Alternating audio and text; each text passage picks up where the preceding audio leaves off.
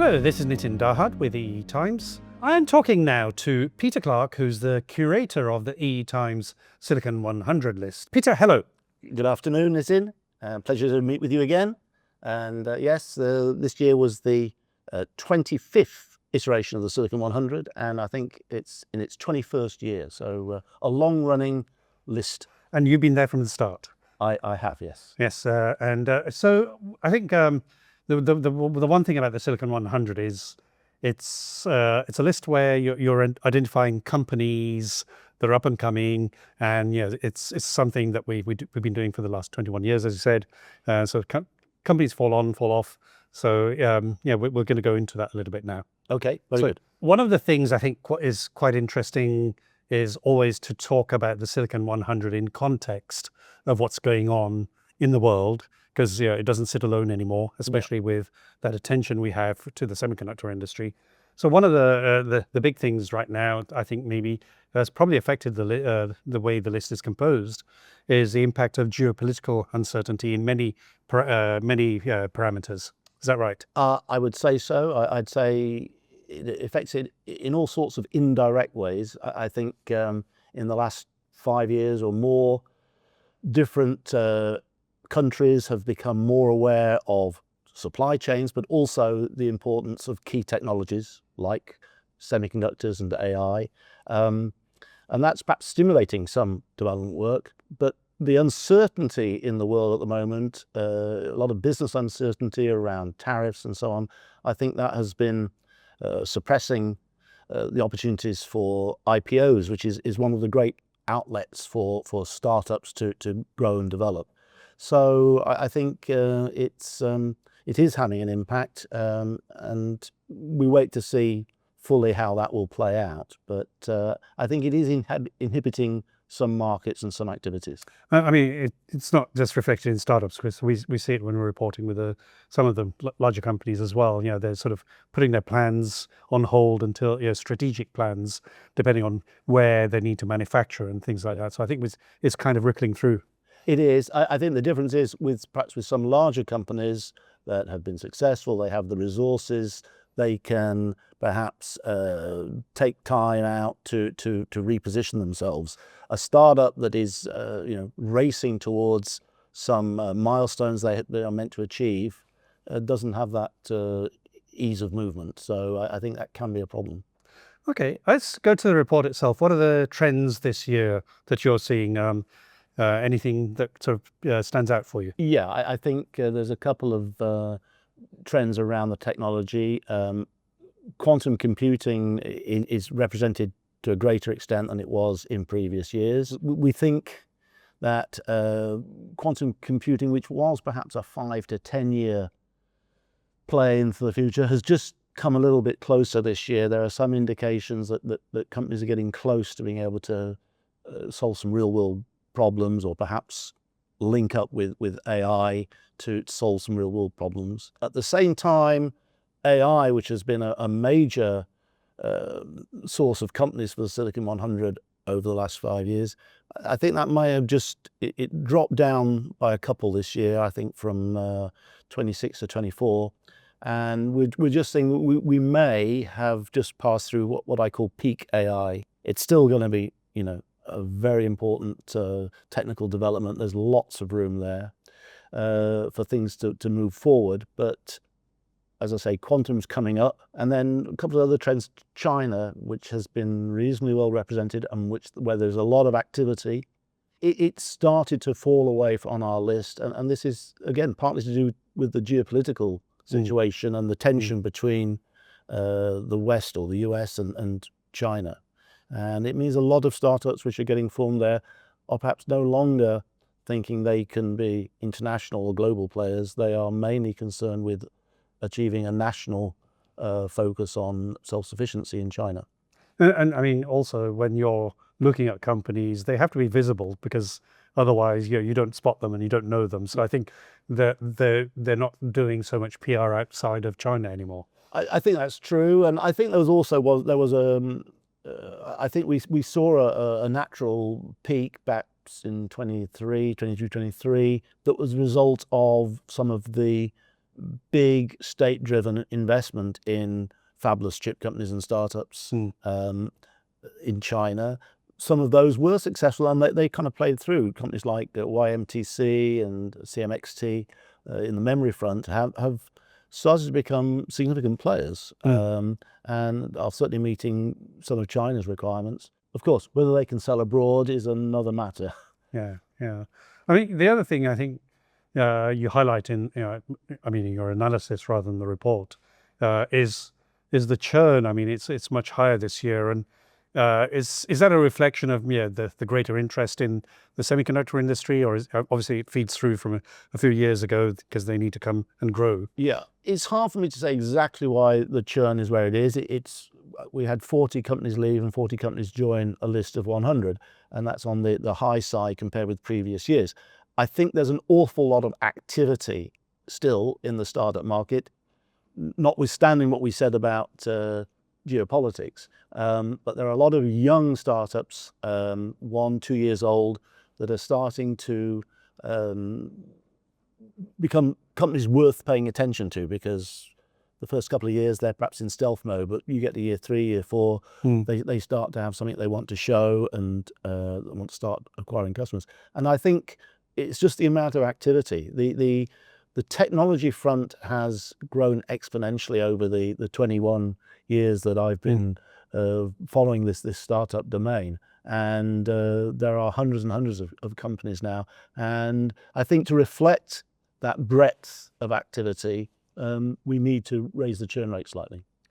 It's true, but also I think the other point you made when we were talking about this before is the number today is basically if these companies have been building, they might have started or born like 3-4 years ago. So I think it's, you're not necessarily highlighting the stuff that's just come out of about academic research. They need to have a little bit of something going for them. Oh yeah, I mean we tend, I often am aware of companies in year 1 or year 2, and we deliberately don't put them onto the Silicon 100 straight away, because we are aware that they have got a bit of a mountain to climb to get from 4 employees to 40, and to get their first chip or their first technology demonstrator, and they won't have a lot to say. They'll be in stealth mode. So the average age for the companies on the Silicon 100 is about 5 years. And once they get to about 10 years, they're probably looking for a trade sale or an IPO, and we tend to retire them on the basis of maturity at that point. Excellent. Okay. I mean, so I think companies, in the quantum space, I think there were some which have dropped off as well, for example, like PsiQuantum. Yeah, PsiQuantum is a very well-resourced company that they've raised hundreds of millions of dollars, if not certainly more than $1 billion, I think. And yeah, we retired them this year because they are 10, 11 years old, and they still don't really have a product or a service to show. I think there's some talk of them having a 1 million qubit system in 2029. Well, that'll be interesting to see as and when it happens. But they had a good number of years on the Silicon 100. It was time for them to retire, and we brought a number of younger quantum computing companies onto the list. On the list, what are the new things that you're seeing, new opportunities, or what are the new opportunities? You talked about Edge AI, for example, and VCs putting money into Edge AI. Yeah. And maybe people on your list for next year. Yes. So I think what we noticed maybe 4 or 5 years ago, there were a lot of AI companies thinking they might be able to compete with or displace NVIDIA, and thought they had, the best AI processor or neural processing unit or whatever you want to call it. I think the realization has come that in the data center, NVIDIA really is the technology king. If you want to play there, you've got to think not about competing, but how you complement NVIDIA. And that may be with networking or security, or there may be some aspect that gives you a slot in the data center. But otherwise, where there is, I think, younger and plenty of activity is now Edge AI. It sort of started with trying to operate in the audio space with things like always on keyword Yes. systems. Yeah. They're now starting to get enough capability at a suitable power budget to do visual activity, face recognition or whatever, without having to go up to the cloud.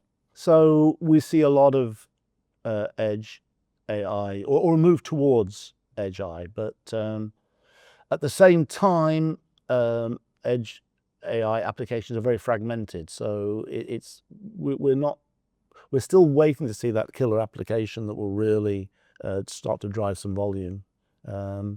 And I think that's leaving quite a few companies. They're starting to become more mature. They're 4 or 5 years in, 6 years into the market, and some of the VCs are getting a little bit. I think that they're starting to have to decide whether they want to double down with a company they've invested in 2 or 3 rounds, or whether they want to look to a 2-year-old startup fresh out of university. I mean, in the AI space, in this year alone, 2025, we've seen just in recent times, Untether AI, for example, fall off, but they're on the list. So I think there is that consideration from VCs now, isn't there? Yeah, I mean, we always felt that that there was perhaps a little bit of an AI bubble. It's kind of like if you had AI, you could pitch and get your startup funded a few years ago. Well, that's no longer the case. I think the VCs are becoming more savvy. When you've got so many young companies and startups operating in the area, it's almost inevitable that there's going to be some sort of fallout at some point. And I do indicate in the analysis that I think we could be heading towards some sort of AI startup crash, or possibly a more general startup crash. Yeah, it's possible because it sort of leads to a question which I've been thinking for a long time. Where there's too much market hype about AI and quantum, but we're forgetting all the other areas. And I think you said the middle section's been squeezed, but is that because of the hype of the AI? Yeah, well, yeah, I may be. The middle section, what I mean, is analog and all the other. Yes, we sort of analyze the startup sector across a sort of a range of technology categories, from the sort of more fundamental physics-based, materials-based, manufacturing-based startups at one end, up through a sort of mid-range of basic analog, mixed signal, power, componentry, design, displays, subsystems, sensors, MEMS, and so on. And then we move up to the sort of more sophisticated or complex processors and quantum processors, and that's sort of at the sort of high end, because we always keep the Silicon 100 with one, if not both feet in the hardware world. So yes, the middle section has been squeezed to a degree. There are some categories there that are not represented, but in a way, what we're doing there is we're reflecting where the VC money is going. Yeah, the big bets are being made on AI startups with a good set of founders, and also quantum, which is a very expensive game to play. Very. And I think you said earlier, and I remember going up to Cambridge and seeing one of the quantum companies. I think it was Riverlane, a few years ago in my sort of early days with the Times, and it was like quantum was always 5 or 10 years away. But as you're saying, the pull is like come closer now. Yeah, I think we're getting close. What quantum still lacks is a real world application. At the moment, I liken it to mainframe computing before the advent of memory management units and proper software environment to support the use of mainframes. And quantum is a little bit like that. Every company is developing their own technologies, their own control systems, their own ways of interfacing. And we need the ecosystem to develop to allow quantum to start to come into its own. Will it be people like IBM's got their Qiskit and whatever?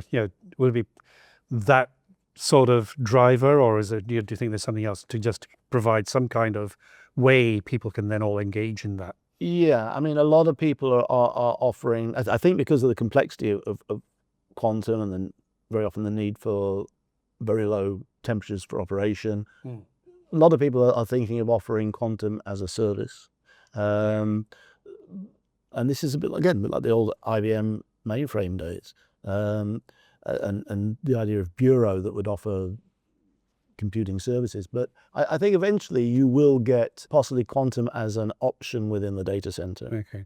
I do not see any sign in the near future quantum on the desktop or consumer quantum. Well, it's not going to serve the purpose of low cost, high performance computing for the desktop, because it's more about crunching bigger numbers. But I think it could manifest itself in the data center as a cooled rack next to loads of CPUs and GPUs, and it will be still offered as a service or as an adjunct to the AI work. A very good segue into my next question. What are the challenges in the industry? And I think energy is one of those. Yeah, I mean, I think that is the big question mark that still hangs over AI.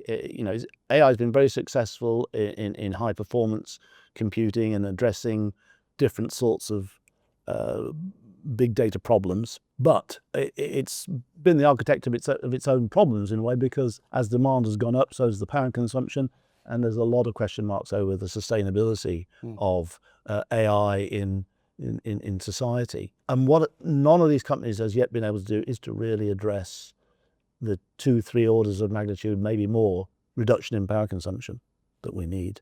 And if you compare biological systems to silicon-based systems, it is 2-3 orders of magnitude more efficient, the brain cells. Yeah. So I think what could be of interest, and one of the things we touch on in the Silicon 100 is something called unconventional computing.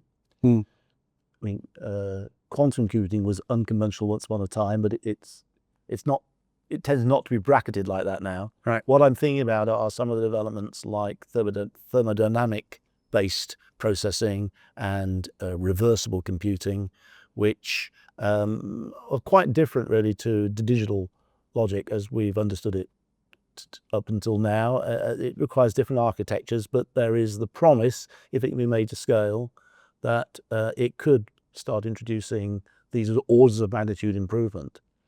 I don't know whether that's going to happen, and it may not be the companies that are currently on the list that will make it happen, but it's certainly being studied very hard in academic circles, and it's starting to appear in commercial companies, startups. Okay, well, I think you've covered some of the things I was going to ask, like what's next, and you've also through the discussion talked about how things have changed. But I'm going to ask you as a final question. You've been doing this for 21 years, 25 reports. You can't really compare what was there in 21 years ago with today, but what do you feel about how things have evolved in this industry? Yeah, it has changed in so many ways. I mean, year by year, the changes are incremental, but over 21 years, AI and quantum computing was not even thought of really back in 2004. I suppose we had the first indications of neural networks in software and so on, but it's come such a long way, and partly and perhaps largely driven by Moore's law and the miniaturization and the chance to get to billions of transistors on a slice of silicon. And I suppose what you have to conclude is the amount of innovation, the amount of technical development is no different today than it was then. So we can expect a continuing explosion of innovation, which we can only hope will be harnessed for the greater good of society. And were you involved in the early meetings when you started Silicon 100? What was the rationale for doing it? Was it to sort of highlight some of the key? It was 60 that time, Silicon 60. But I was just curious because I was around. You were around obviously then, and it was one of those areas when it was after the crash in 2000. Well, I tell you, there was a sort of personal reason why I was interested in writing this list, and it was partly that as a journalist, a lot of the pressure is on you to go to the top companies of the day, the Intels and the AMDs, and and get interviews with CEOs. There's a lot of competition and pressure to do that. And sometimes these people, they were public companies, were very careful in what they said. Hard work as a journalist. But you go to a startup company that wants to be recognized. They're 2 years, 3 years old. They're only too happy to tell you what they're doing. And so I used to love writing about startups. Yeah. And the more I wrote about them, the more I sort of said, well, I want to make a list of the ones I think are exciting or interesting. And in those days, 60 was a very reasonable number. It seemed to sort of more or less cover most of the ground. 100 barely touches the ground now. There are, I say, several thousand startups out there. Well, I do know when we were doing Arc in the 90s, it was a big thing to get covered by Peter Clarke as a startup. So I think, and that was our break as well. So I think, your passion shows. Okay, well, good. Thank you. So thank you, Peter. Thank you. And thank you again for this year's list. Okay, thank you.